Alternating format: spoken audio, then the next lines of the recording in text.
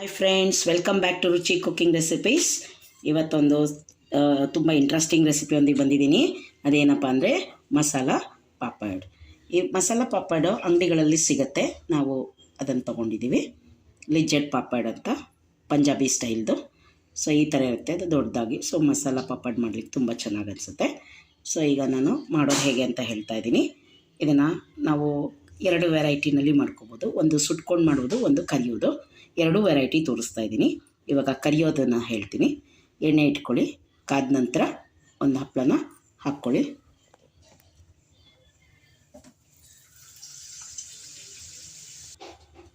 ನೋಡಿ ಫ್ರೆಂಡ್ಸ್, ಎಣ್ಣೆಗೆ ಹಾಕಿದ ಮೇಲೆ ಈ ಥರ ಬರುತ್ತೆ. ಇದನ್ನು ಟಿಶ್ಯೂ ಪೇಪರ್ ಮೇಲೆ ಹಾಕ್ಕೊಂಡು ಸ್ವಲ್ಪ ಎಣ್ಣೆ ಕಮ್ಮಿ ಮಾಡ್ಕೊಳ್ಳಿ. ಮಸಾಲ ಪಾಪಡ್ಗೆ ಈಗ ಏನೇನೆಲ್ಲ ಇಂಗ್ರೀಡಿಯೆಂಟ್ಸ್ ಹಾಕ್ತಾಯಿದ್ದೀವಿ ನೋಡ್ಕೊಳ್ಳಿ. ನಾನು ಒಂದು ಈರುಳ್ಳಿಯನ್ನು ಸಣ್ಣದಾಗಿ ಹೆಚ್ಕೊಂಡಿದ್ದೀನಿ. 1.5 ಕ್ಯಾರೆಟ್ ತುರಿಯನ್ನು ಹಾಕಿದ್ದೀನಿ. ಒಂದು ನಿಂಬೆಹಣ್ಣು ಹೆಚ್ಕೊಂಡಿಟ್ಟಿದ್ದೀನಿ. ಆಮೇಲೆ ಸ್ವಲ್ಪ ಕೊತ್ತಂಬರಿ ಸೊಪ್ಪು ಹೆಚ್ಕೊಂಡಿದ್ದೀನಿ. ಒಂದು ಟೊಮೆಟೊ ಹೆಚ್ಕೊಂಡಿದ್ದೀನಿ. ಇದನ್ನು ನಾನು ಲಾಸ್ಟಿಗೆ ಇಟ್ಕೊಂಡಿದ್ದೀನಿ. ಯಾಕೆ ಅಂದರೆ ಅದು ನೀರು ಬಿಟ್ಕೊಂಡು ಬಿಡುತ್ತೆ. ಹಾಗಾಗಿ ಅದನ್ನು ಲಾಸ್ಟಿಗೆ ಮಿಕ್ಸ್ ಮಾಡ್ಕೊಳ್ಳೋಣ, ಇನ್ನೇನು ಸರ್ವ್ ಮಾಡ್ತಾಯಿದ್ದೀವಿ ಅಂದಾಗ. ಸೊ ಈಗ ನೆಕ್ಸ್ಟ್ ಸ್ಟೆಪ್ ನೋಡ್ಕೊಳ್ಳಿ. ಈಗ ನೋಡಿ, ಒಂಚೂರು ರುಚಿಗೆ ತಕ್ಕಷ್ಟು ಸ್ವಲ್ಪ ಉಪ್ಪನ್ನು ಹಾಕ್ಕೊಳ್ಳಿ.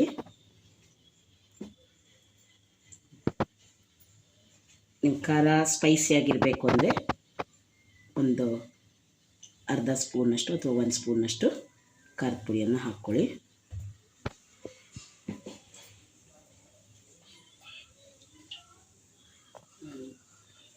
ಸ್ವಲ್ಪ ಜೀರಾ ಪೌಡರ್, ಒಂದು ಚಿಟಿಕೆಯಷ್ಟು ಜೀರಾ ಪೌಡರ್, ಮತ್ತು ಸ್ವಲ್ಪ ಚಾಟ್ ಟೇಸ್ಟ್ ಸ್ಪೈಸಿಯಾಗಿರಲಿ ಅನ್ನೋದಕ್ಕೆ ಒಂಚೂರು ನಾನು ಚಾಟ್ ಮಸಾಲ ಹಾಕ್ಕೊಳ್ತಾ ಇದ್ದೀನಿ.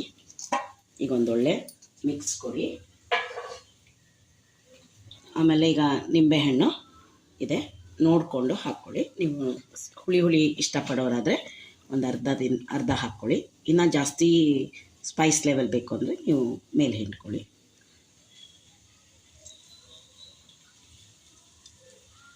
ಓಕೆ, ಸೊ ಈಗ ಮಿಕ್ಸ್ ಮಾಡಿ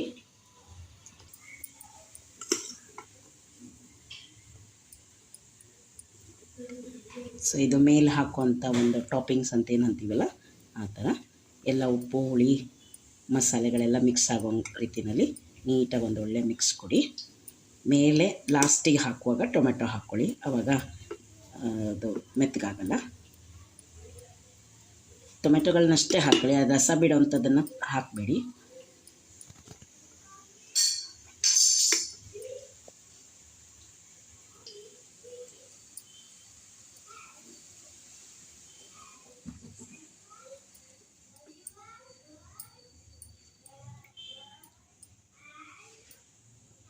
ಸೊ ಈಗ ಟೊಮೆಟೊನ ಒಂದು ಕಡೆಯಿಂದ ಮಿಕ್ಸ್ ಮಾಡಿ.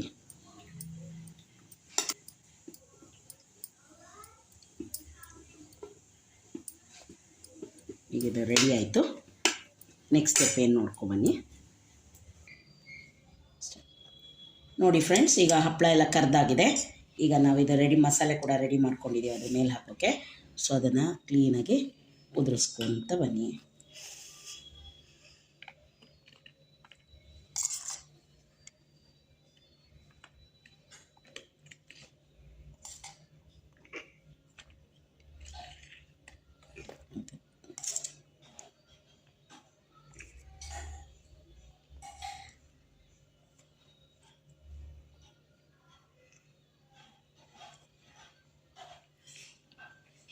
ನಾನು ಇದನ್ನು ಒಂದು ಕೋನ್ ಶೇಪಲ್ಲೂ ಮಾಡಿದ್ದೀನಿ. ಈ ಥರ ನಾವು ಹಂಚ್ ಮೇಲೆ ಹಾಕಿ ಈ ಥರ ಕೋನ್ಗಳು ಮಾಡ್ಕೋಬೋದು.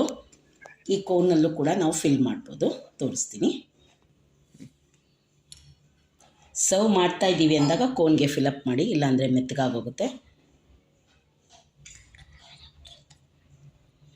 ಸೊ ಮಕ್ಕಳಿಗೆ ಐಸ್ ಕ್ರೀಮ್ ಅಂದರೆ ತುಂಬ ಇಷ್ಟ ಆಗುತ್ತೆ.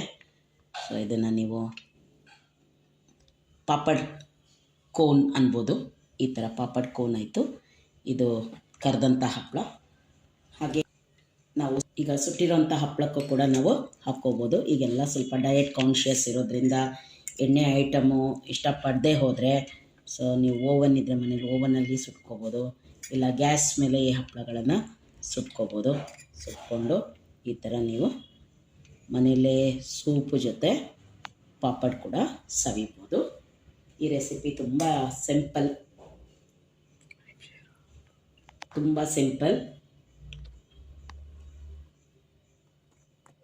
ಇದು ಇಷ್ಟ ಆದಲ್ಲಿ ನೀವು ಫ್ರೆಂಡ್ಸ್ ಫ್ಯಾಮಿಲಿ ಜೊತೆ ಶೇರ್ ಮಾಡಿ. ಮಕ್ಕಳಂತೂ ತುಂಬ ಇಷ್ಟಪಡ್ತಾರೆ, ಯಾಕೆಂದರೆ ಅವ್ರಿಗೆ ಹೆಲ್ದಿಯಾಗಿ ಕ್ಯಾರೆಟು, ಟೊಮೆಟೊ, ಈರುಳ್ಳಿ, ಕೊತ್ತಂಬರಿ ಸೊಪ್ಪು, ಕರ್ಬೇವಿನ ಸೊಪ್ಪು ಎಲ್ಲ ಬಿದ್ದಿರೋದ್ರಿಂದ ಮಕ್ಕಳು ಹಸಿ ತರಕಾರಿ ಅಂದೇ ಕಮೆಂಟ್ ಮಾಡ್ದೇ ಇದನ್ನು ತುಂಬ ಇಷ್ಟಪಟ್ಟು ತಿನ್ನೋದ್ರಿಂದ ಮಕ್ಕಳ ಆರೋಗ್ಯಕ್ಕೂ ಒಳ್ಳೆಯದಿದೆ. ಸೊ ಈ ರೆಸಿಪಿ ಇಷ್ಟ ಆದಲ್ಲಿ ಫ್ರೆಂಡ್ಸ್ ಫ್ಯಾಮಿಲಿ ಜೊತೆ ಶೇರ್ ಮಾಡಿ. ಮತ್ತು ಇನ್ನೊಂದು ವೀಡಿಯೋ ಜೊತೆಗೆ ನಿಮ್ಮನ್ನು ಭೇಟಿ ಆಗ್ತೀನಿ. ಅಲ್ಲಿವರೆಗೂ take care, bye. Thanks for watching.